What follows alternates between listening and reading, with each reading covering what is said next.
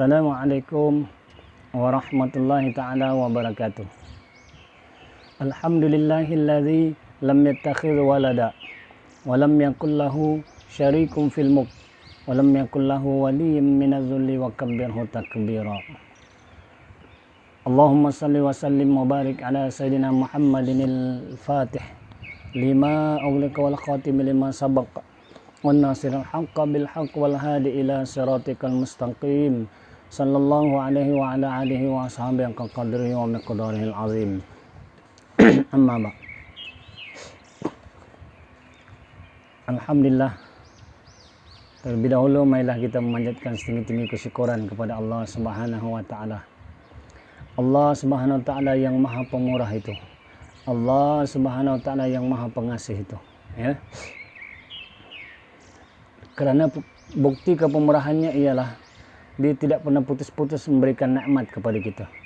Nikmat itu tak putus-putus. Daripada kita pejam mata tidur sehingga kita celik mata jaga semula, ya. Banyak bukti di sekeliling kita, sebenarnya semua ini adalah nikmat Allah. Semua ini adalah pemberian dari Allah SWT, tanda kepemurahannya. Tidak kiralah kita seorang hamba yang taat, yang setia, yang berbakti, yang beribadah kepada Allah SWT. Tidak kiralah sama ada kita hamba yang beriman kepada Allah SWT atau hamba yang tidak beriman sebaliknya. Semuanya tetap mendapat nikmat rezeki daripada Allah SWT. Ya, sebab itulah kita patut sangat bersyukur kerana sampai hari ini kita mengecapi nikmat Allah yang maha banyak itu. Ya, bahkan semua nikmat-nikmat itu Allah tidak minta bayaran apapun. Tak ada pun tiba-tiba datang bil. Ya, datang bil kita bernapas, kena bayar udara yang kita hirup. Tidak ada pun tiba-tiba datang bil nikmat mata boleh tidur malam. Kita tidur malam tergolek gelentang ke kanan ke kiri, kan? Tetapi dalam keadaan itu kita selamat. Allah menjaga kita. Tidak ada pun datang bil tiba-tiba Allah minta kita bayar, yang Allah sedang menjaga kita ketika sedang tidur. Begitulah hebatnya Allah. Dan banyak lagi nikmatnya kalau kita nak sebut. Wa in ta'uddu ni'matallahi la tuhsuha. Kalau kamu nak menghitung-hitung, mengira nikmat Allah itu nescaya tidak akan terhitung oleh kita. Sebab sejak kita lahir sampai ke hari ini, semua kita memerlukan Allah SWT. Kita bergelumang dalam nikmat Allah, sama ada kita sedar atau tidak saja.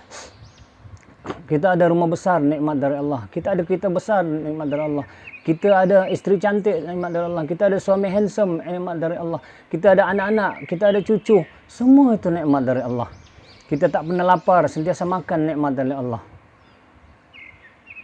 Ya, begitulah hebatnya Allah, Allah Subhanahu wa taala.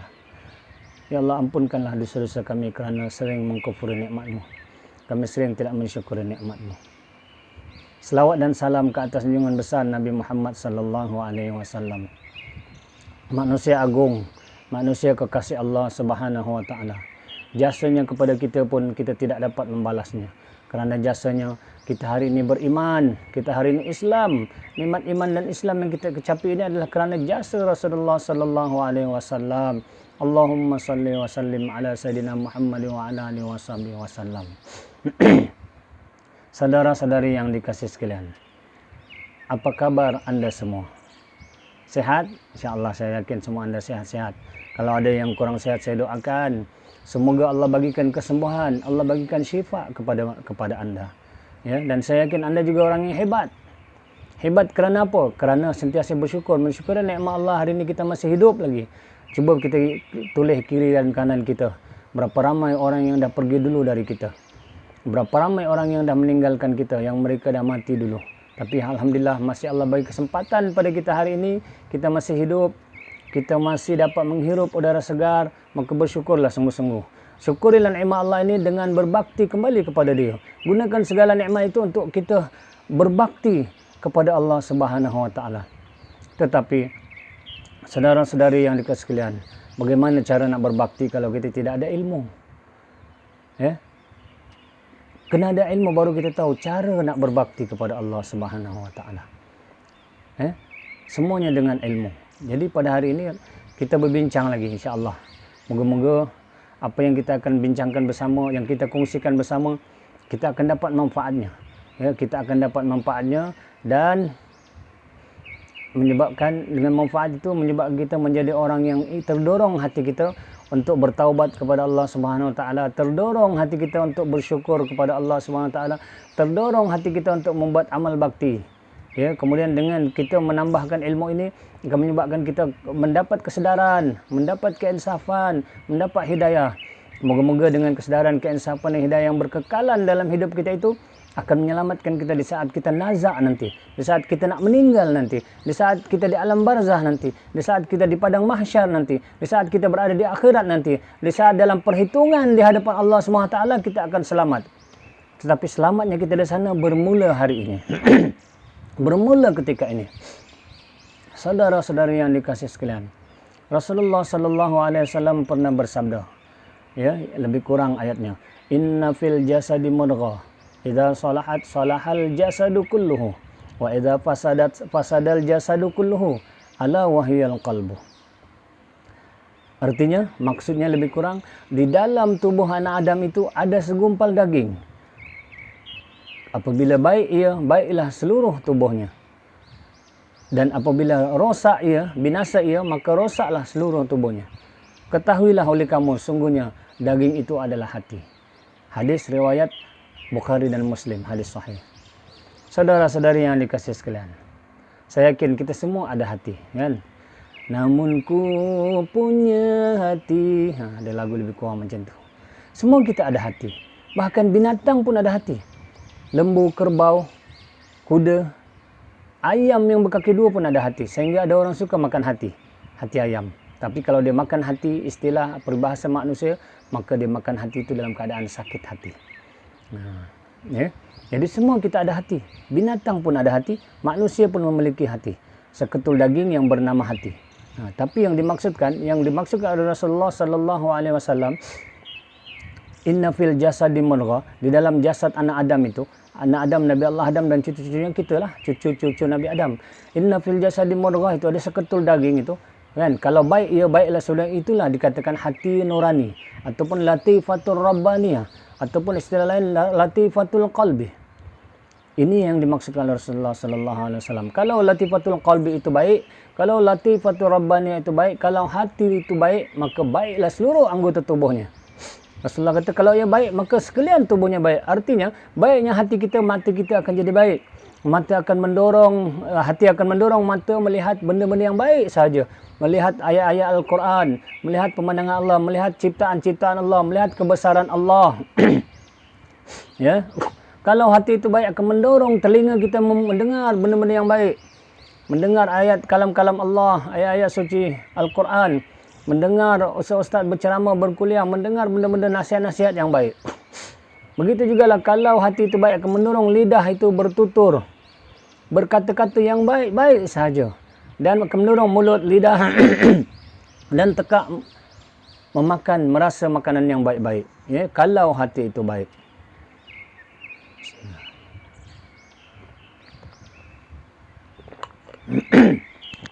Tetapi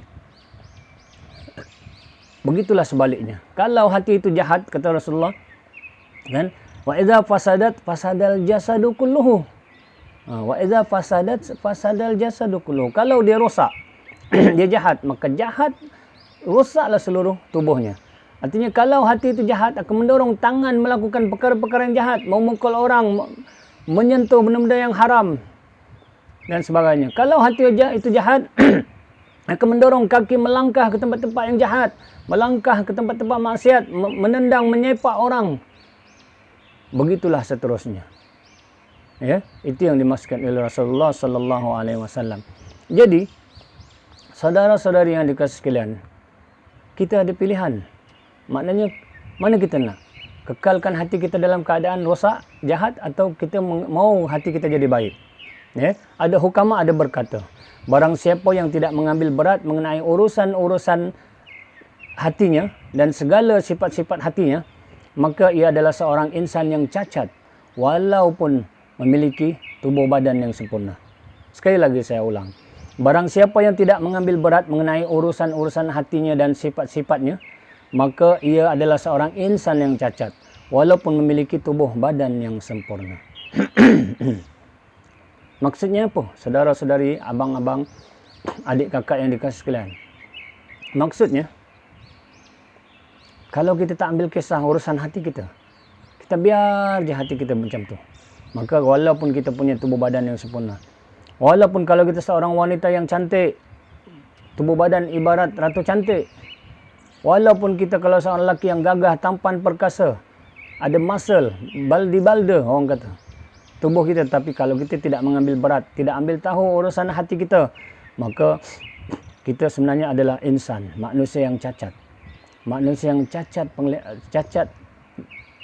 bukan sempurna, walaupun lahirnya sempurna, tapi hati kita tak sempurna. Kenapa? Kerana kita tidak mengambil berat tentang urusan hati kita. Sedangkan Allah SWT pun berfirman dalam Al-Quran, illa man atallaha biqalbin salim, kecuali melainkan mereka-mereka yang kembali menghadap Allah membawa hati yang salim, hati yang selamat sejahtera. Hati kena selamat sejahtera.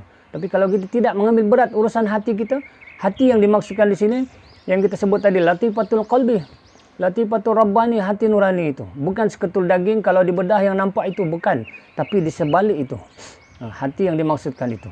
Kerana hati itulah yang menyebabkan kita boleh masuk ke neraka dan dimuliakan oleh Allah Subhanahu Wa Taala. Tapi hati itu juga lah yang menyebabkan kita terjun jauh ke kawah neraka, dalam kerak neraka. Hati itu juga yang menyebabkan kita masuk neraka kalau kita tidak menjaganya. Jadi barang siapa yang tidak mengambil berat urusan hatinya, maka dia insan yang cacat. Walaupun zahirnya nampak dia handsome, dia lawa, dia cantik, tapi dia tidak ambil tahu hatinya. Kerana hati yang dibiarkan kotor, hati yang dibiarkan tidak disucikan, dia akan menjadi hati yang bersifat rububiyah. Maksud rububiyah ialah dia hati itu akan meniru-niru sifat ketuhanan. Apa sifat ketuhanan? Iaitu dia suka merasa dirinya sempurna, padahal dia tidak sempurna pun. Kesempurnaan hanyalah milik Allah Subhanahu Wa Taala. Hanya Allah lah yang layak memiliki sifat kesempurnaan. Allah itu bersifat kamalat, sempurna. Tetapi kalau hati dibiarkan kotor, dia akan meniru seolah dia sempurna, mengaku sempurna, sedangkan dia tidak sempurna. Dia mengaku suci, dia mengaku mulia, dia mengaku dia mengetahui segala-galanya. Dia mengaku dia berilmu, apa pun dia tahu. Dia suka berkuasa. Kemudian dia takbur, dia sombong. Takbur dan sombong hanya layak bagi Allah, tetapi tidak layak bagi makhluk. Lebih-lebih lagi tidak layak bagi manusia. Kerana kita tidak sempurna, tidak layak kita takbur. Segala-gala yang kita nikmati, seperti tadi kita bincang awal, segala perkara yang kita nikmati, datangnya dari Allah, bukan dari kita. Kenapa kita nak takbur? Allah lah selayaknya yang takbur. Kerana semuanya dari dia. Dia punya. Dia tidak memerlukan kita pun. Innallaha la ghaniyun 'anil 'alamin. Tidak memerlukan kita. Tetapi kita, kalau kita senang hidup pun, kita perlukan orang lain. Kalau kita kaya raya pun, kita perlukan pemandu, driver. Kalau kita kaya raya pun, kita perlukan pembersih rumah, pembantu rumah. Kalau kita kaya raya pun, kita perlukan tukang kebun, bersihkan kebun kita. Artinya kekayaan kita bukan kekayaan yang mutlak. Kekayaan kita bersandar, bergantung kepada kodrat orang lain, kepada pembantuan orang lain. Tetapi Allah itu kekayaannya mutlak. Dia kaya, maha kayanya, sehingga dia tidak perlu yang lain. Itu baru kaya. Kalau kita kaya, tapi kita perlu orang lain, kita perlu driver, kita perlu pengasuh, kita perlu pembantu rumah, sebenarnya kita tidak kaya. Kenapa? Kalau pembantu rumah, driver, pengasuh semua tidak ada di rumah, kita tidak boleh berbuat apa-apa, menandakan kita tidak kaya, kita miskin dan lemah. Maka tidak patutlah kita takbur. Kita tidak patutlah manusia itu bersifat rububiyah, mengambil sifat-sifat ketuhanan. Saudara-saudari yang dikasihi sekalian, adik-adik, abang-abang, kakak-kakak semua. Kalau kita terus membiarkan hati kita, kita tidak mengabaikan dia, kita tidak memikirkan dia, nanti hati kita juga akan bersifat seperti sifat syaitaniyah. Sifat syaitaniyah. Sifat syaitan ni dia adalah sifat yang dilaknat oleh Allah Subhanahu Wa Taala. Kerana itu dia terusir. Asalnya dia adalah ra'isul malaikat, terusir ke bumi. Terusirlah iblis itu. Terusir dia ke bumi sehingga kerana hasad dengkinya. Itu sifat syaitan. Syaitan ni hasad dengki. Dia suka menipu daya. Dia bersifat kemunafikan dan seluruh perbuatannya mengajak kepada kemungkaran, kepada perkara yang keji dan kepada segala bid'ah dan kesesatan. Dan seluruh hidupnya 24 jam hidupnya, bahkan setiap hari dia hanya mendorong dirinya terarah kepada kejahatan setiap masa. Ya. Itulah iblis, itulah syaitan. Jadi kita tak boleh bersifat seperti syaitan ni. Sifat yang ada di sifat syaitan ni. Pernah diriwayatkan ya, diriwayatkan oleh seorang ulama, seorang wali Allah, seorang syekh bernama Abu Muhammad bin Abdullah bin Ali bin Al-Husain Al-Hakim At-Tirmizah, lebih kurang macam itulah namanya, panjang nama dia. Orang dulu-dulu memang macam tu. Mereka mengingati nama-nama ayah mereka sampai 3-5 generasi. Tapi kita satu nama dah cukup. Nama ayah kita, lepas tu datuk kita pun setengah orang tak ingat nama datuk dia. Tapi orang dulu tidak. Ya, jadi Syekh Abu Muhammad bin Abdullah bin Ali bin Al-Husain bin Al-Husain Al-Hakim At-Tirmizi pernah bercerita satu kisah. Kisah ini yang mengisahkan tentang iblis laknatullah alaih, ya. Laknatullah alaih dikisahkan. Ya, selepas kisah ini berlaku setelah Nabi Allah Adam dan Nabi Siti Hawa alaihissalam juga turun ke bumi. Ya, maka ketika itu iblis juga sudah dihalau, diusir ke bumi. Ya, diusir ke bumi. Banyak sejak saya kecil dulu saya belajar, ya.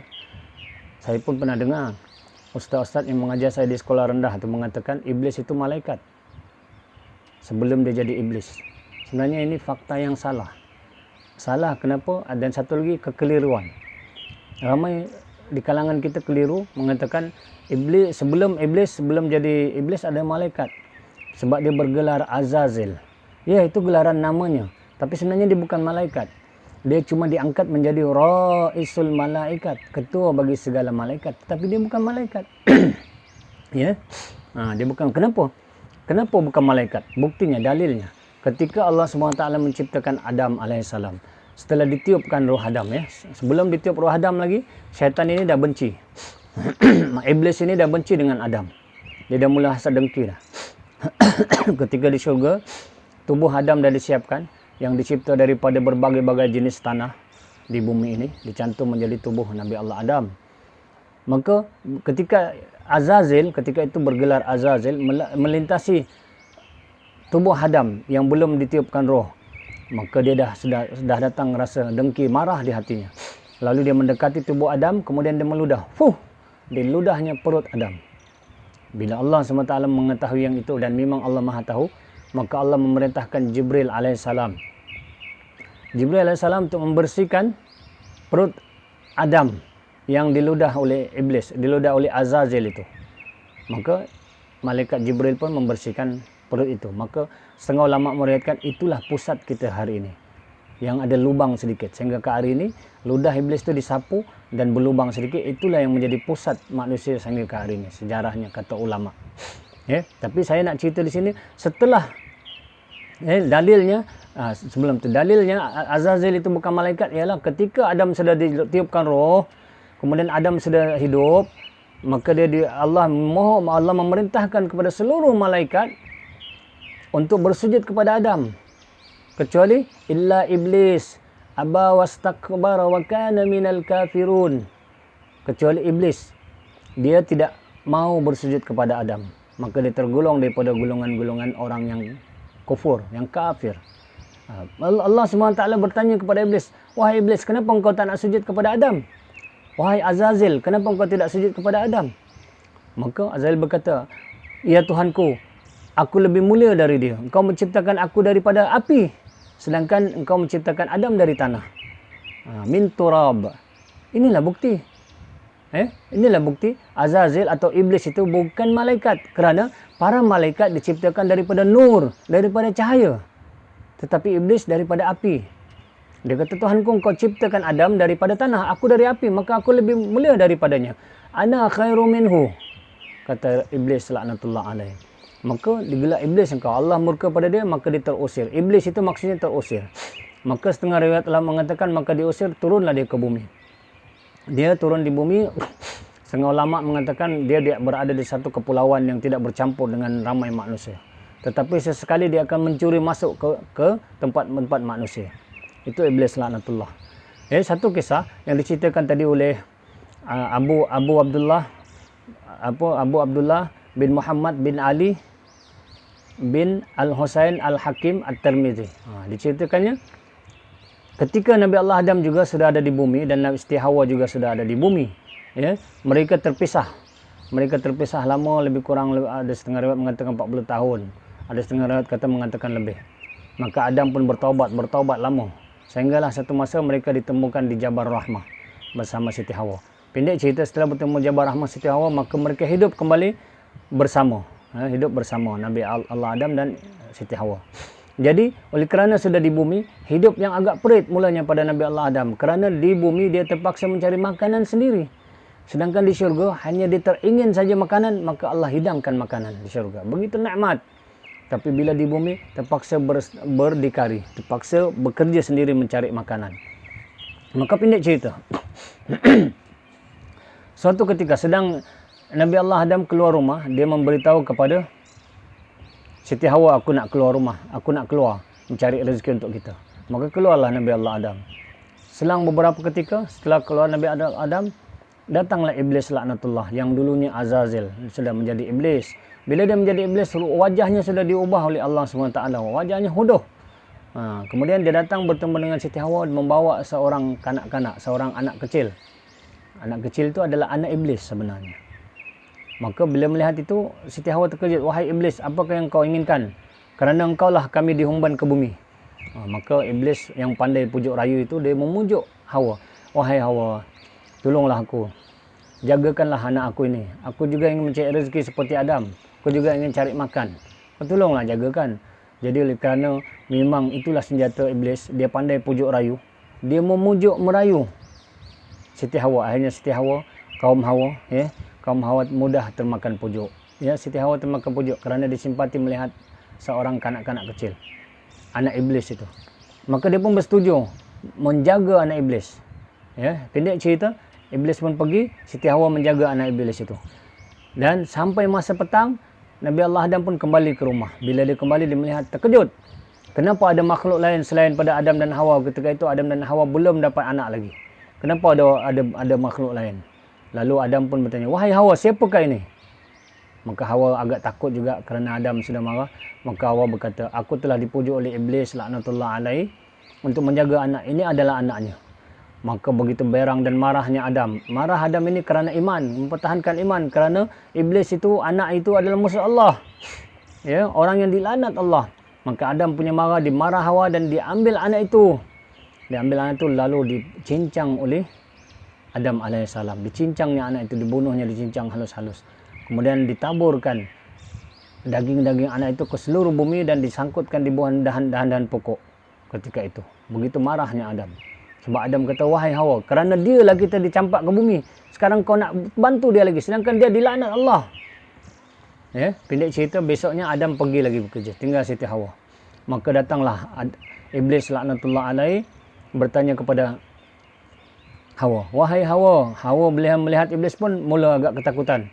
Kerana anaknya sudah dibunuh. Anak iblis itu. Wahai Hawa, mana anak aku? Aku nak ambil dia hari ini. Maka Hawa pun menerangkan kepada iblis laknatullah alaihi bahawa Adam sangat marah dan telah membunuh anak iblis tadi. Maka bila Hawa berkata demikian, apa iblis buat? Hanya dengan sekali seru saja. Dia menyeru anaknya Khannas, anaknya bernama Khannas. Maka daging-daging yang dicampak seluruh bumi yang tersangkut dahan pokok sebagainya kembali bercentum dan anak iblis itu hidup semula si Khannas hanya dengan sekali seruan. Itulah kelebihan istidraj yang diberikan kepada iblis laknatullah oleh Allah SWT. Maka hidup kembali anak itu. Kemudian pendek cerita, iblis memujuk lagi Adam, memujuk lagi Siti Hawa AS. Wahai Hawa, anak aku ni kau jagalah. Tolonglah jaga. Aku nak cari makan, aku pun nak keluar. Siti Hawa ni, saya ada kata tadi, orang perempuan ni senang dipujuk. Kalau kita pandai ada ilmu pujuk, senang dipujuk. Betul tak orang perempuan? Maka makan pujuk lagi Hawa sebab dia simpati melihat anak kecil itu. maka dia menjaga lagi anak kecil itu. Kemudian pendek cerita, Adam balik. Bila Adam balik, abang melihat lagi semula. Ya, melihat semula ada anak kecil, maka Adam marah lagi. Wahai Hawa, bukankah aku kata engkau jangan bekerjasama dengan iblis? Ini anak dia ni. Anak inilah yang menyebabkan nanti akan menyesatkan kita. Maka Adam kali ini marah lagi. Sekali lagi Adam marah, dicincang lagi anak kecil ini. Dibunuh, dicincang-cincang. Kemudian dagingnya dibakar. Dibakar dagingnya sampai jadi abu. Kemudian abu-abu itu ditaburkan seluruh bumi dan ke laut oleh Adam alaihissalam. Pendek cerita. Besoknya Adam pergi. Maka iblis datang lagi bertemu dengan Siti Hawa. Wahai Hawa, mana anak aku? Hawa agak ketakutan juga, tapi dia menjelaskan bahawa anaknya telah dibakar dagingnya oleh Adam. Maka sekali seru juga, Khannas, wahai Khannas anakku, mari. Maka hidup semula Khannas itu, anak iblis itu. Kemudian setelah hidup, sekali lagi iblis merayu kepada Siti Hawa. Rayu punya rayu, saya dah kata tadi, memang sifat wanita semula jadi senang dipujuk. Ya, jadi orang lelaki kalau nak berjaya menawan hati seorang wanita, terutama isteri yang kita cintai, kena pandai memujuk. Betul tak? Ini sejarah yang diceritakan oleh seorang wali Allah. Maka Siti Hawa alaihissalam termakan pujuk, dijaga lagi anak iblis yang bernama Khannas itu. Ini cerita, iblis pergi, Adam balik. Kali ini maksimum. Kena ingat, kalau wanita boleh dipujuk sampai 3 kali, lelaki juga maksimum marah sampai 3 kali. Kali ketiga jaga. Adam terlalu marah sangat, kali ini terlalu marah sehingga Siti Hawa pun dipukul. Ya, ada riwayat mengatakan dia dipukul sedikit. Kemudian diambil anak itu, kali ini dicincang juga halus-halus. Ya, dipotong-potong daging anak itu. Kemudian disiapkan satu bekas di zaman Nabi Allah Adam itu. Diletak air, kemudian dipanaskan air, direbus anak itu.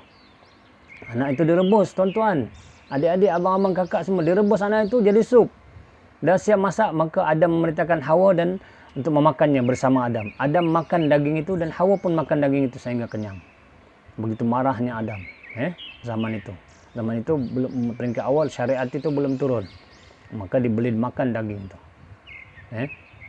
Pendek cerita, Adam dah pergi, besoknya iblis laknatullah alaihi datang. Bertanya, wahai Hawa, apa khabar anak aku yang kau jaga tu, mana dia?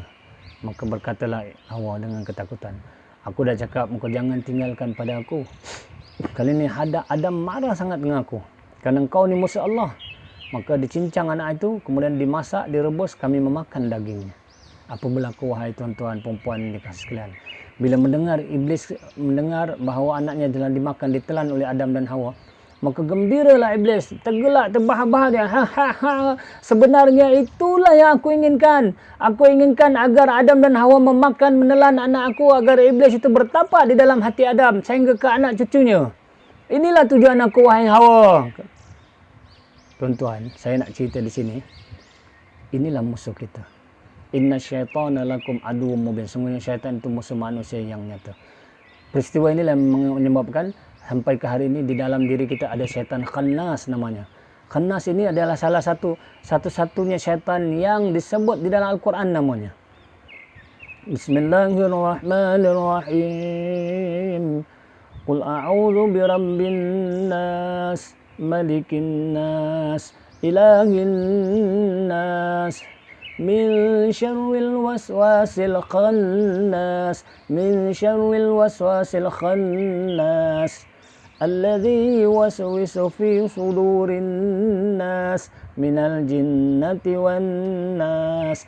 Khannas, min syarril waswasil khannas, yang mewaswaskan di dalam dada manusia. Inilah dia.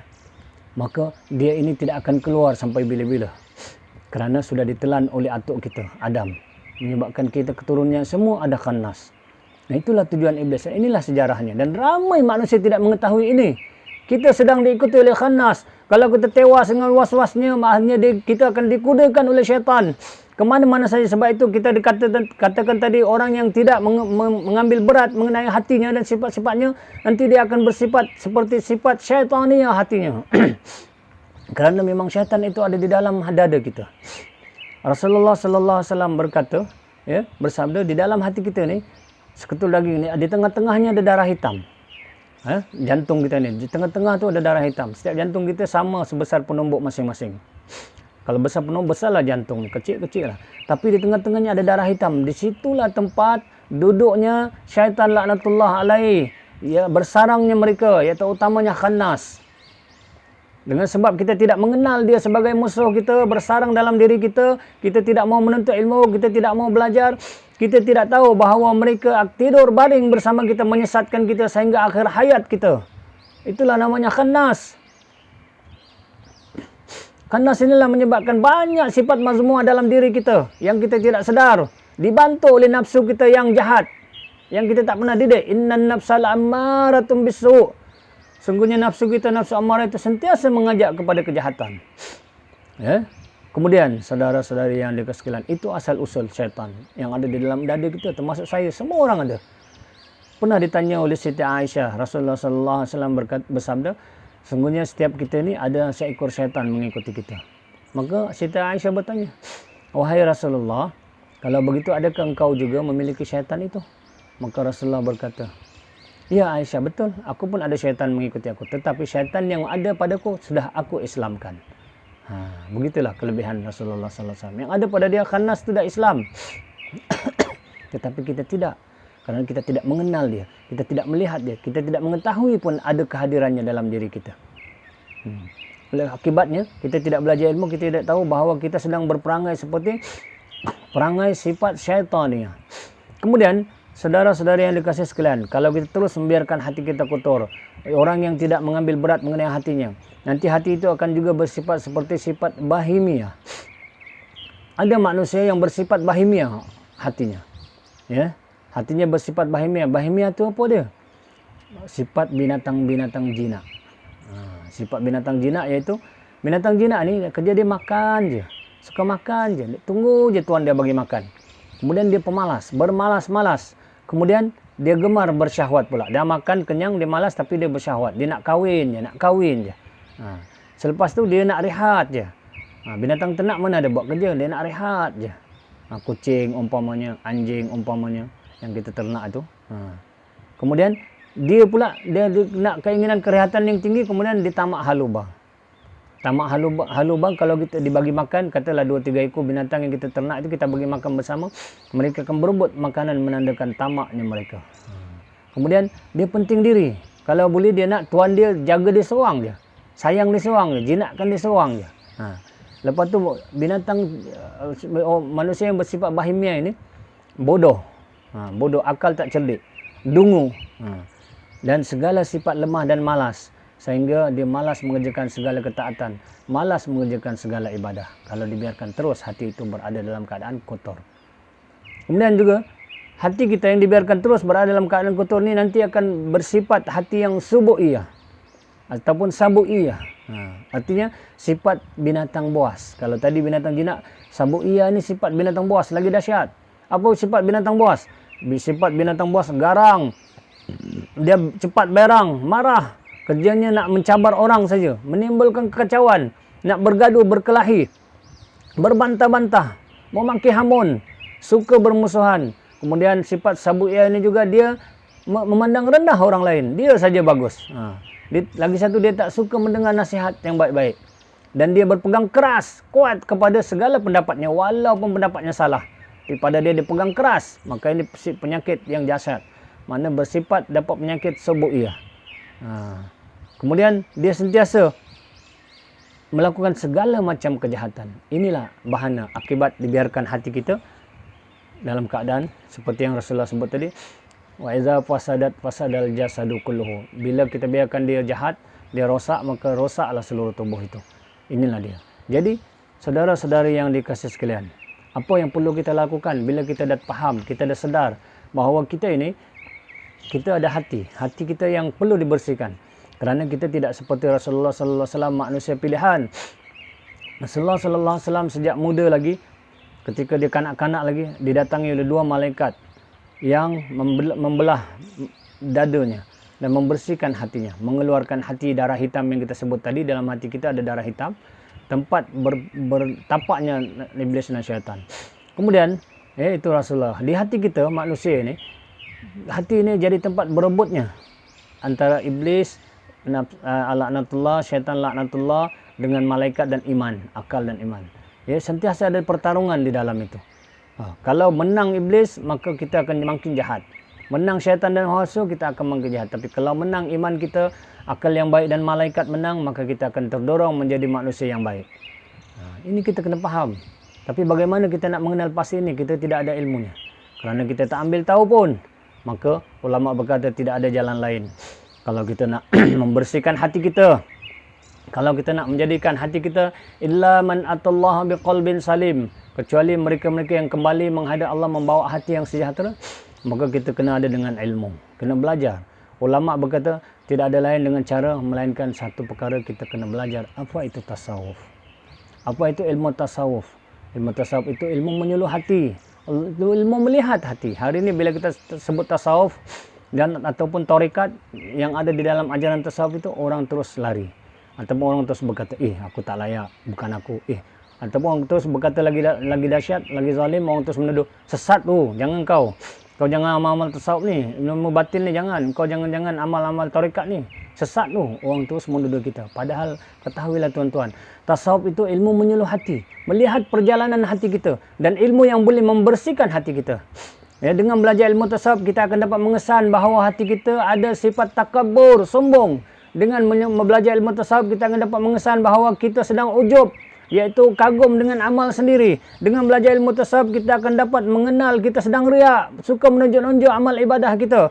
Dengan beramal ilmu tasawuf, kita akan dapat melihat kita ini orang yang suka membawang, mengumpat ataupun ghibah. Dengan belajar ilmu tasawuf, kita dapat melihat kita ini sedang sum'ah, artinya memperdengarkan, suka mendengarkan, berbicara tentang amal-amal kebaikan kita kepada manusia lain. Dengan belajar ilmu tasawuf, kita akan faham bahawa kita sedang bersifat ghadab, pemarah. Dengan belajar ilmu tasawuf, kita akan faham bahawa kita sedang bersifat bakhlun, bakhil, kedekut. Dengan belajar ilmu tasawuf, kita akan sedar bahawa kita sedang bersifat dengan sifat ghaflah, lalai daripada mengingati Allah. Dengan belajar ilmu tasawuf, kita akan dapat mengesan hati kita bahawa kita sedang diolet oleh cinta hubbul jah. Hubbul jah ini maksudnya kemegahan, cinta kepada kemegahan, cinta kepada pangkat, cinta kepada kuasa. Dengan belajar ilmu tasawuf, kita akan dapat mengesan bahawa kita sedang dihinggapi oleh penyakit hubbud dunia, terlalu cintakan dunia sehingga lupa kepada akhirat. Dengan belajar ilmu tasawuf, kita akan dapat mengesan hati kita sedang diolet oleh penyakit hubbul mal, cinta kepada harta dunia, sehingga lupa kita kepada harta akhirat. Dengan kita belajar ilmu tasawuf, kita akan dapat mengesan bahawa kita sedang dapat penyakit hubbut ta'am, syarhut ta'am, suka makan, kuat makan, sehingga kita tak mau berpuasa. Bahkan Ramadan datang pun kita tak puasa. Dengan belajar ilmu tasawuf, kita dapat mengesan bahawa kita adalah manusia yang syarhul kalam, suka sangat banyak cakap, membawang, mengumpat sana sini, sehingga kita lupa bahawa sepatutnya kita gunakan lidah kita untuk banyak menyebut-nyebut Allah. Dengan belajar ilmu tasawuf, kita juga dapat mengesan bahawa kita ini khianat, tidak amanah, kita pembohong dan sebagainya. Ini ilmu tasawuf. Kenapa kita hari ini mengatakan ilmu tasawuf itu tak betul? Kenapa kita hari ini mengatakan ilmu tarekat itu tak betul? Dan itulah ilmu yang dapat menyuluh hati kita. Hari ini, manusia hari ini sanggup berhabis-habisan ribuan ringgit untuk membersihkan wajah mereka, untuk membersihkan muka mereka, untuk membersihkan kulit mereka. Tetapi mereka tidak sanggup untuk habisan ribuan ringgit membersihkan hati yang non jauh di dalam hati itu, menyebabkan kita selamat dari neraka Allah. Kalau kita bersihkan, menyebabkan kita dapat dimuliakan oleh Allah dan dianugerahkan syurga. Tidak ada nilai ribuan ringgit kita dengan keampunan Allah. Tidak ada nilai ribuan ringgit kita kalau Allah berikan kita ke kemuliaan di akhirat nanti. Tetapi kalau sekadar wajah saja cantik, bila meninggal nanti tidak dapat mengucap kalimat la ilaha illallah, apa guna? Wajah cantik berseri, bila meninggal tidak mengucap kalimat la ilaha illallah, Allah akan ubah wajah itu jadi hitam legam. Kerana tidak membawa iman saat sakaratul maut, saat nazak. Ingat, wajah yang cantik belum tentu boleh mati dengan iman. Tapi hati yang bersih dan cantik akan membawa confirm kita mati dengan iman. Jadi jangan salah faham. Tasawuf bukan ajaran sesat. Tasawuf adalah ilmu menyuluh hati, menyelamatkan manusia. Dalam ajaran Islam kita mesti belajar fiqh, tauhid, tasawuf. 3 perkara, 3 serangkai. Tidak boleh dilepaskan. Tapi kalau kita memilih saja, Barang siapa yang memilih-milih saja, maka dialah orang yang rugi. Dia nak belajar fiqah saja, tak nak bertasawuf, memang dia rugi. Man tafaqaha wa man tasawwafa fahuwa fasik. Man tasawwafa wa man tafaqaha. Malam tafaqal, lebih kurang ayatnya. Saya lupa sikit. Artinya barang siapa yang berfiqah saja, tidak bertasawuf, maka dia nanti jatuh fasik. Tapi barang siapa yang bertasawuf saja tidak berfiqah, nanti dia jadi zindik. Lebih kurang maksud ayat tu. Ya. Jadi kita kena ambil semuanya. Kena belajar ilmu tasawuf.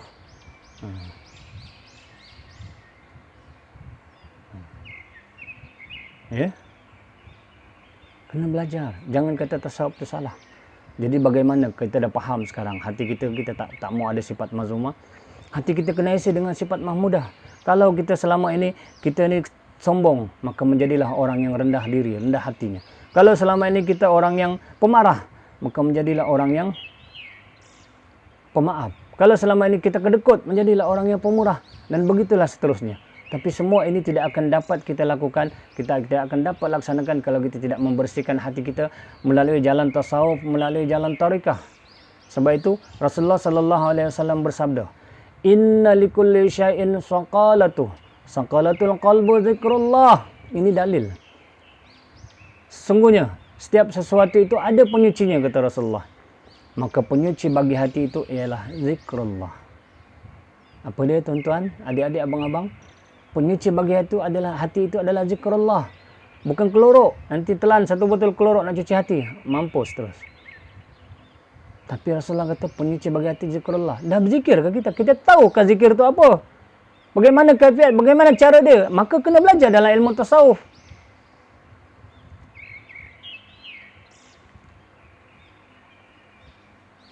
Fas'alu ahla zikri in kuntum la ta'lamun. Tanyalah kepada ahlinya kalau kamu tak tahu. Itu kata Allah. Jangan terus menuduh. Tanya pada ahlinya. Nak buat roti canai tak pandai, jumpalah pakar orang yang buat roti canai. Kita ada masalah hati, nak dibedah, jumpa doktor pakar. Begitu juga masalah latifatur rabbaniyah. Inna fil jasadi mudghah idza salahat salahal jasadu kulluhu, tadi yang kita sebut awal-awal hadis Rasulullah. Kita nak pilih, nak biarkan hati kita terus jahat atau baik. Maka kalau nak baik, jumpalah pakar hati rohani yang boleh mendidik hati kita melalui jalan penyucian hati, melalui mujahadatun nafsi, riyadatun nafsi, tazkiyatun nafsi, iaitu tidak ada lain pakarnya ialah mereka-mereka yang seorang syekh yang mursyid. Apa dia? Syekh yang mursyid. Syekh mursyid ini maksudnya seorang guru yang alim, yang wara', yang bertakwa, seorang guru yang bertaraf oleh Allah, yang dia mursyid. Mursyid maksudnya dia dapat menyuluh batin hati murid-muridnya. Sehingga dengan itu dia dapat mendidik murid-murid itu, mengubati murid-murid itu dengan jalan menjalani ilmu tarikat, dengan zikrullah, dengan menjalani ilmu tasawuf. Ini. Tapi hari ini bila sebut, bukan aku, kita tak layak, tak payahlah, bukan aku tu. Sebenarnya inilah kata-kata iblis yang menyesatkan kita, merugikan kita. Sehingga kita tak mau beramal pun. Kita tak nak beramal kerana ditakutkan. Sedangkan kalau kita beramal, banyak berzikrullah, afdalu zikri fa'alam annahu la ilaha illallah. Ketahuilah afdalu zikri, sabda-abda zikri fa'alam annahu, ketahuilah oleh kamu, itulah dia la ilaha illallah. Barang siapa banyak menzikirkan la ilaha illallah, akan terang kuburnya nanti. Dan akan dapat mengucap kalimat Allah sebelum nazak, sebelum dia sakaratul maut, waktu dia nak nazak, waktu nak mati itu dia dapat mengucapkan kalimat la ilaha illallah. Man qala akhiru kalam la ilaha illallah dakhalal jannah, kata Rasulullah.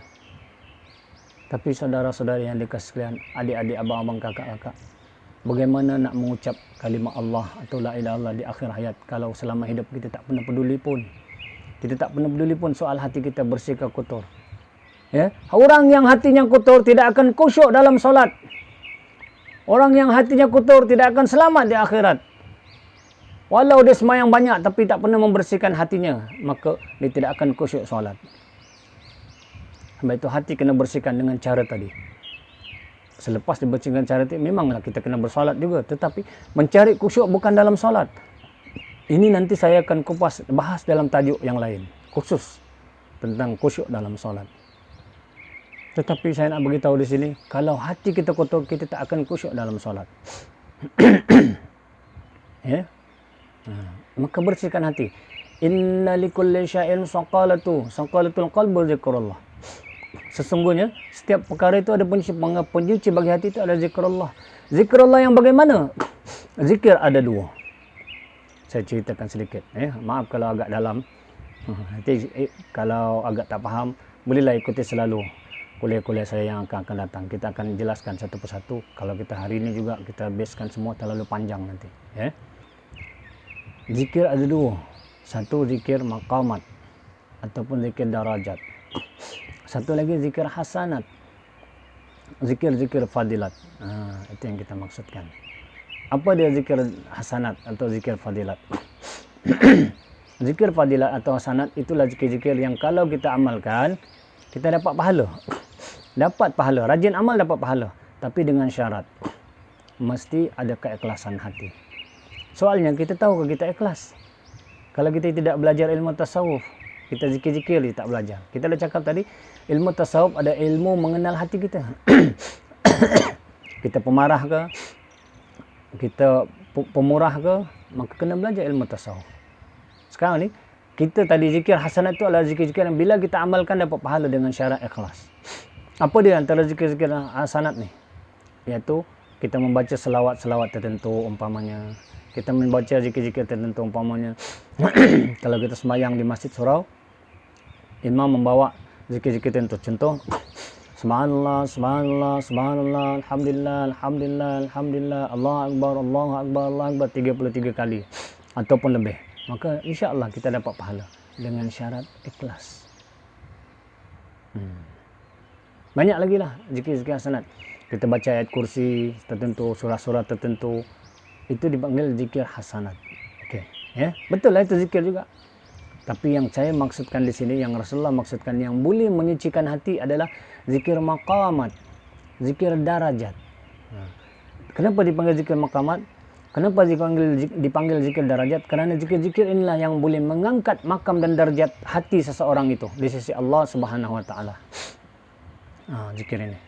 Iaitu apa dia zikir-zikir maqamat, zikir darajat ni? Inilah zikir-zikir tarikat. Dinamakan zikir tarikat itulah zikir maqamat, zikir darajat. Kerana zikir-zikir darajat, zikir-zikir tarikat, dia dizikirkan dengan kaifiat-kaifiat tertentu yang disampaikan oleh, yang mesti diambil dari seorang syekh yang mursyid. Zikir-zikir ini bersanad, diambil dengan berbaiat daripada seorang syekh yang benar, syekh yang mursyid. Dibaiatkan, ditalkinkan, lepas itu barulah diamalkan dengan kaifiat-kaifiat tertentu dengan pimpinan guru mursyid. Dipimpin cara berzikir itu, bagaimana caranya, dan kemudian dikhaskan masanya. Tidak sambil lewa dan mesti istiqamah. Maka dengan cara itu terbuktilah, akan berlakulah seperti yang Rasulullah sebut, setiap perkara ada penyucinya, penyuci bagi hati itu adalah zikrullah. Inilah contoh. Kebanyakan orang, saya bila waktu Maulid Nabi kita akan dengar, maaf cakap, asatizah kita, ustazah kita, ceramah-ceramah kita akan bercerita. Umumlah saya cakap ni, bukan saya nak ngata siapa-siapa, tetapi kebanyakannya kita akan mendengar mereka akan membacakan ayat dalam surah Al-Ahzab. Laqad kana lakum fi Rasulillahi uswatun hasanah. Sehingga situ saja dibaca. Kebanyakannya saya perhatikan dihurai sehingga ke situ. Kenapa tidak dihurai ayat itu sampai hujung? Ayat itu sampai hujungnya, laqad kana lakum fi Rasulillahi uswatun hasanatun liman kana yarjullaha wal yawmil akhir wa dzakarallaha katsira. Saya nak sebut sini hujung ayat tu, wa dzakarallaha katsira. Sesungguhnya telah ada pada diri Rasulullah itu suri teladan, contoh baik bagi kamu, iaitu bagi orang yang mengharap rahmat Allah dan kedatangan hari kiamat. Selalunya disebut laqad kana lakum fi Rasulillahi uswatun hasanah, contoh yang baik. Tapi jarang ada mereka-mereka menghuraikan wa dzakarallaha katsira. Rasulullah itu adalah contoh ikutan yang baik dan dia banyak berzikir mengingati Allah. Kenapa ini kita tidak tekankan? Inilah sunnah. Kenapa Rasulullah itu jadi manusia makhluk yang paling bersih hatinya? Kerana dia banyak wa dzakarallaha dzikran katsira. Dia banyak mengingati Allah. Banyak dia menyebut Allah. Tapi hari ini ada pula manusia yang katanya doktor, berpahaman hebat, tetapi mengatakan berzikir Allah tidak ada makna. Sayang, rugi sekali dia jadi manusia. Dia tidak mengenal Allah. Sedangkan kalimah Allah itu kalimah yang lafuz jalalah, kalimah yang mulia. Mempunyai maksud yang sungguh hebat. Siapa kata kalimah Allah tidak ada makna? Kerana ada Allah lah adanya semua makhluk, termasuk orang yang bercakap yang kata tak ada zikir, tak ada makna itu. Kalau kita nak datangkan dalil, nak datangkan hujah, nak datangkan hadis, banyak mengatakan kalimah Allah itu maknanya tinggi untuk dizikirkan. Ini pun salah satu dalil. Wa zakarallaha zikran katsira. Wa zakarallaha katsira. Rasulullah itu orang yang banyak menyebut Allah. Kenapa tak ada makna? Sedangkan Rasulullah sallallahu alaihi wasallam berkata inna likulli syai'in saqalah, saqalatul qalbu zikrullah. Penyuci bagi hati itu ingat Allah. Macam mana hati kita nak bersih, tuan-tuan, puan-puan, adik-adik, abang-abang, kakak semua, kalau kita tak pernah sebut Allah? Rasulullah kata zikir tu sebut, betulkan hati itu dengan zikrullah. Jadi saya dah sebut tadi, ingat, zikir itu ada dua. Ya, saya bagi penegasan kepada kita supaya kita faham, supaya kita tidak momok-momokkan tasawuf, supaya kita tidak momokkan ajaran tarekat. Kalau kita nak bersihkan hati, mau tidak mau, wajib kita menjalani ilmu tarekat. Kerana apa? Kerana hukum memiliki sifat mazmumah. Apa hukum dia? Dalam diri kita ada sum'ah, ada takabur, ada sombong, pemarah, kedekut. Hukumnya haram memiliki sifat-sifat itu. Kalau kita mati dalam keadaan membawa sifat-sifat yang mazmumah itu, yang dikeji Allah itu, maka kita mati dalam keadaan tidak dapat membawa iman. Kerana Allah tidak suka hamba-hamba Allah yang ada sifat-sifat jahat di dalam hatinya. Maka hukum haram memiliki sifat itu. Artinya kalau kita tak pernah sucikan, seumur hidup kita lah. Kita ada sifat pemarah, kita ada sifat takabur, sombong, riak, beramal riak. Maka sampai akhir hayat kita riak, Allah tidak terima amal kita. Sebab itu haram memiliki sifat riak. Jadi, kalau haram memiliki sifat mazmumah, artinya wajib kita mensucikan hati kita. Hukumnya wajib. Wajib memiliki sifat mahmudah, baru kita selamat di sisi Allah. Siapa kata harus? Kalau kita tidak mewajibkan diri kita memiliki sifat mahmudah, sifat yang terpuji, menyebabkan kita menjadi manusia yang jahat.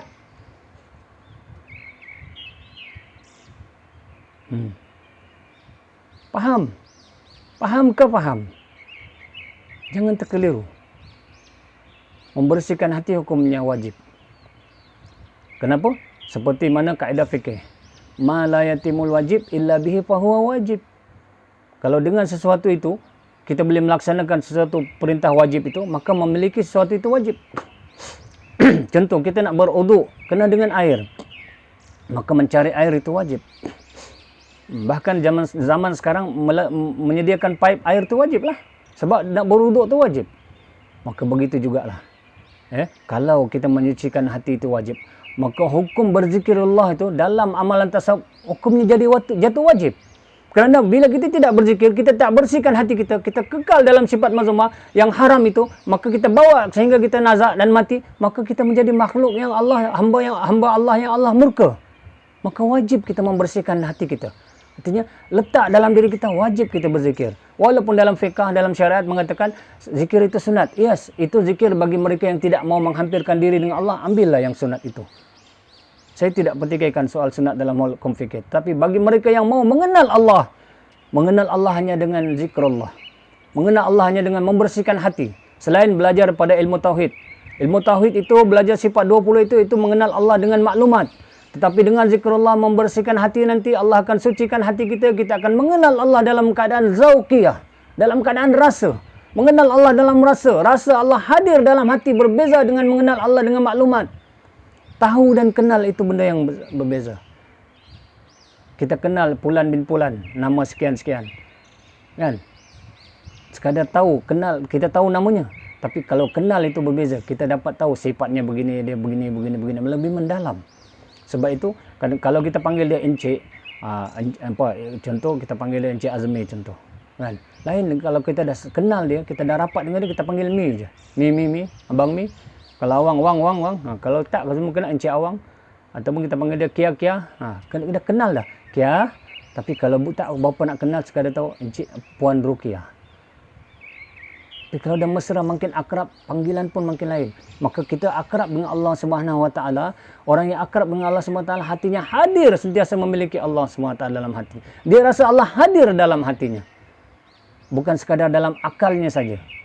Orang yang merasa Allah hadir dalam hatinya, inilah manusia yang dia akan selamat daripada segala maksiat. Kerana dia merasa Allah sentiasa mengawasi dirinya. Inilah yang dicari. Inilah yang dikatakan wa ma khalaqtul jinna wal insa illa liya'budun. Tidak aku jadikan manusia dan jin selain menyembah aku, beribadah kepada aku. Setengah ulama sufi berkata, wa ma khalaqtul jinna illa liya'rifun. Wa ma khalaqtul jinna wal insa illa liya'rifun. Ya, tidak aku jadikan jin manusia melainkan untuk mengenal aku. Dan Allah pun dalam hadis kursi banyak Allah menyebut, aku ingin dikenali oleh hamba-hambaku. Aku adalah rahsia hambaku dan hambaku adalah rahsiaku, dan aku adalah rahsia pada hamba-hambaku, dan aku ingin mereka mengenaliku. Tapi berapa ramai di antara kita kalau sebut benda-benda macam ni, ini sesat, ni tak betul. Tidak, kita ada dalil. Cuma dalam kesempatan yang singkat kita tak sempat nak sebutkan semua. Tapi cukuplah sekadar saya nak sedarkan hati kita bahawa mengingati Allah itu perkara yang wajib dalam hidup seseorang hamba Allah. Kan? Man ahabba sya'an aktsara dzikruhu. Barang siapa menyukai sesuatu itu, dia akan banyak menyebutnya. Betul tak? Kalau suka perempuan, asyik sebut perempuan je. Kalau suka minum arak, sebut arak je. Kalau suka bab dunia, sebut dunia je. Suka tengok cerita Korea, asyik cerita Korea je. Suka tengok bola, asyik bola je. Man ahabba sya'an aktsara dzikruhu. Barang siapa menyukai sesuatu, dia banyak menyebutnya. Jadi, kita suka ke Allah. Kita cinta ke Allah. Banyak kita sebut nama Allah. Jawapannya tidak. Maka kita tidak cinta Allah lagi. Bohong kalau kita kata aku cinta Allah. Kalau kita bercinta lah ada awik ataupun kita ada pakwa, kita jarang sebut nama awik dan pakwa kita, apa rasa mereka? Mereka pun akan kata kita berbohong. Kau tipu. Sebab apa? Kita kata cinta tapi kita tak ingat pun dia. Ya?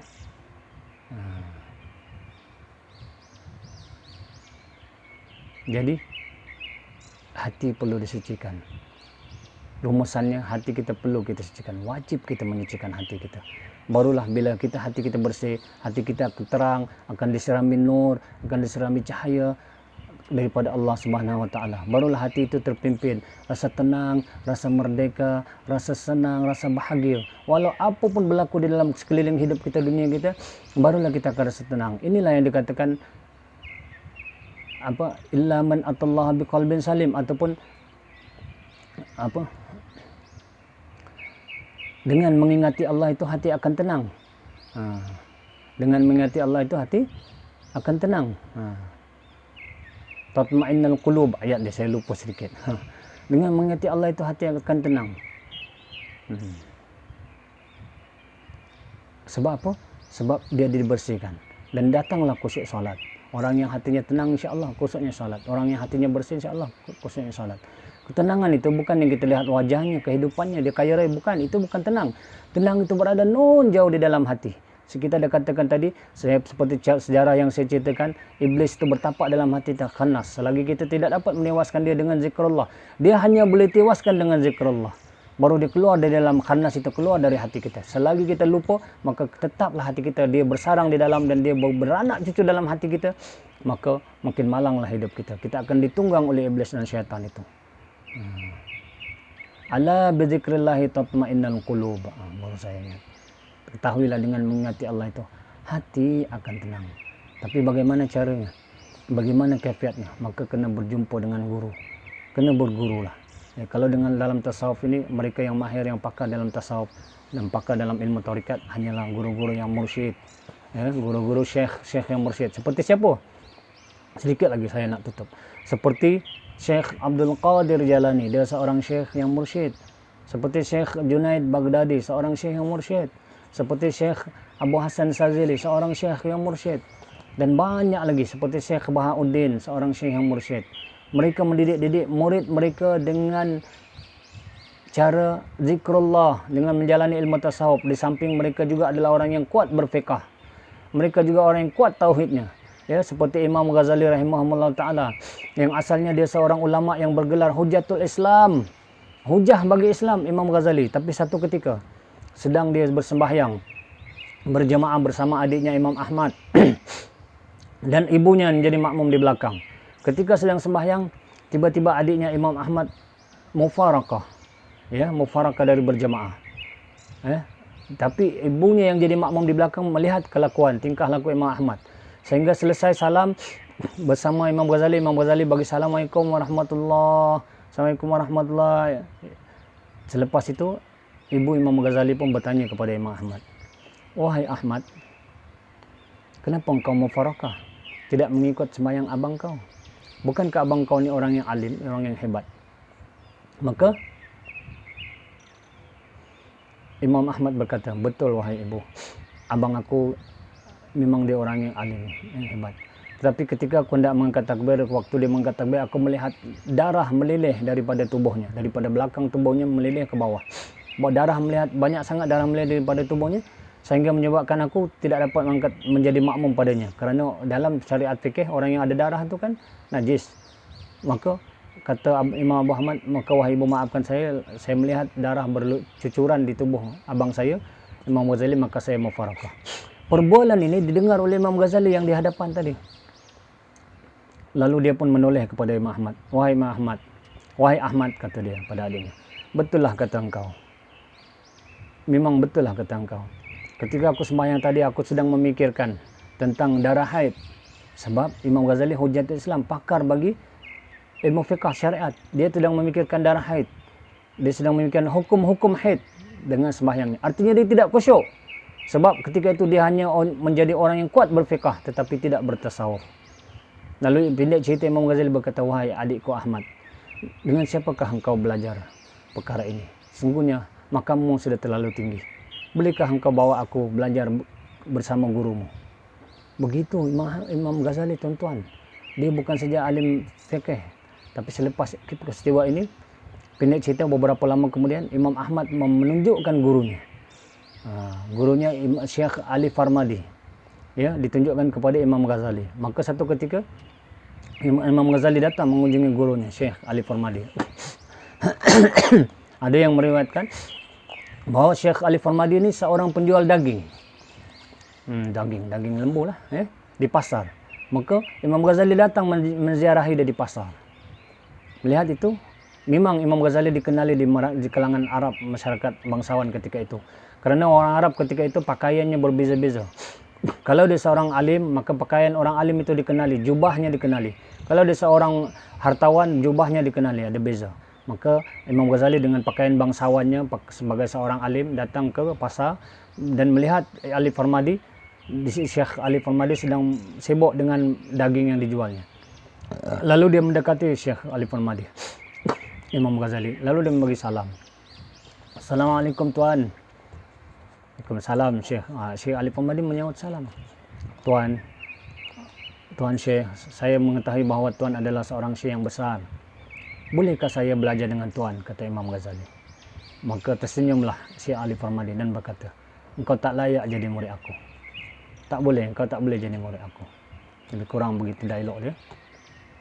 Tapi Imam Ghazali memujuk juga, "Tuan, terimalah aku jadi murid tuan." "Tidak, kalau engkau betul-betul nak jadi murid aku, tanggalkan jubah kebesaranmu. Buka jubah itu," kata Syekh Ali Farmadi. "Buka jubah yang sedang kau pakai. Kemudian setelah kau buka, kau lap darah-darah yang ada di atas meja daging yang kau jual ni dan longkang-longkang ni, kau lap dengan jubah kau, bersihkan." Tuan-tuan, kalau zaman kita lah agaknya, kita nak belajar, guru suruh kita buat macam tu, apa macam mana? Kita bangun terus, sesat ni. Aku tak nak belajar, ini guru sesat. Tapi tidak Imam Ghazali. Imam Ghazali sanggup. Apa Imam Ghazali? Tanggalkan jubah kebesaran dia di pasar tu, pasar daging, tengah ramai orang. Dibuka jubah dia, kebesaran dia, dilipat, dilap daging-daging, darah-darah yang ada di atas meja dan dilongkalong tepi pasar tempat Syekh Ali Farmadi itu. Barulah selepas itu dia diterima oleh Syekh Ali Farmadi jadi muridnya. Maka inilah yang dikatakan awal-awal didikan sufi, tasawuf tadi. Syekh Ali Farmadi mendidik supaya Imam Ghazali bersikap rendah diri, bukan sombong dengan pakaiannya. Maka dia sanggup meninggalkan pakaiannya, makna dia mulai sanggup merendah diri, melap pakaiannya, dilapnya segala darah kekotoran yang ada di tempat Syekh Ali Farmadi berniaga itu di hadapan orang ramai. Maka tapisan pertama dia dah lepas. Selepas itu barulah Syekh Ali Farmadi mendidik Imam Ghazali sehingga dia berkhalwat 40 hari. Setelah 40 hari tambah lagi 40 hari. Selepas itu dia sendiri meminta untuk ditambah lagi 40 hari. Semua sekali 120 hari. Itulah Imam Ghazali yang ada lahir hari ini. Yang mengarang kitab Ihya Ulumuddin berjilid-jilid. Dan ilmu ma'rifahnya terlalu tinggi. Sebab itu dia menghasilkan ilmu tasawuf. Jadi siapa nak mengenal Allah, siapa nak ilmu ma'rifah, siapa nak membersihkan hati, mau tak mau dia kena mempelajari ilmu tasawuf. Okay? Moga-moga apa yang saya sampaikan ini dapat membuka hati kita. Moga-moga apa yang saya sampaikan ini ada hidayah Allah kepada anda semua yang mendengarnya. Dan moga-moga selepas ini kita mencari Allah. Kita membersihkan hati kita. Kerana ingatlah, di akhirat nanti bila kita mati, di dalam kubur nanti bila kita mati, hanya satu kalimah yang kita akan sebut. Tidak ada lain yang kita panggil ketika itu memohon pertolongan, melainkan satu kalimah ini, Allah. Alif lam lam ha, Allah. Di dalam kubur nanti orang yang disiksa, diazab itu hanya Allah lah kalimah yang terkeluar dari mulutnya memohon pertolongan. Tetapi ketika itu sudah terlambat, Allah tidak akan melayan dia selama sekian hidup di dunia, dah dibagi peluang tapi dia mengabaikannya. Inilah orang yang tidak mengambil berat tentang hatinya. Maksud tadi, ulama hukama berkata, siapa yang tidak mengambil berat mengenai perjalanan hatinya, sifat-sifatnya, maka dia insan yang cacat. Inilah maksudnya. Di dalam kubur baru terbuka mata, baru sedar, baru nak minta tolong dengan Allah, sudah terlambat. Jadi selagi kita masih hidup, syukurilah nikmat ini, kita belum terlambat. Belajarlah ilmu fiqah, belajarlah ilmu tauhid, dan belajarlah ilmu tasawuf. Ketiga-tiganya kita akan bawa bersama dalam kehidupan kita. Kerana ketiga-tiganya akan menyebabkan kita selamat daripada azab Allah, selamat di alam barzah, selamat di akhirat, dan Allah akan muliakan kita dengan memberi nikmat syurga, insya-Allah. Jadi itu saja daripada saya, semoga ada manfaatnya. Yang baik itu datang daripada Allah Subhanahu wa taala. Yang salah dan silap itu daripada diri saya sendiri. InsyaAllah kita akan sambung lagi perbincangan kita tentang hati, perbincangan kita tentang tarikat, tentang tasawuf, tentang bagaimana nak sucikan hati ini. Ya. Ini sekadar membuka jalan, sekadar membuka minda kita. InsyaAllah. Moga-moga anda tidak jemu mendengar saya berceloteh dan mengikuti lagi kuliah-kuliah saya yang akan datang. Aku qouli hadza astaghfirullahal azim li wa lakum wa lisairil muslimin fa yafuzal mustaghfirin wa ya najat taibin. Assalamualaikum warahmatullahi taala wabarakatuh.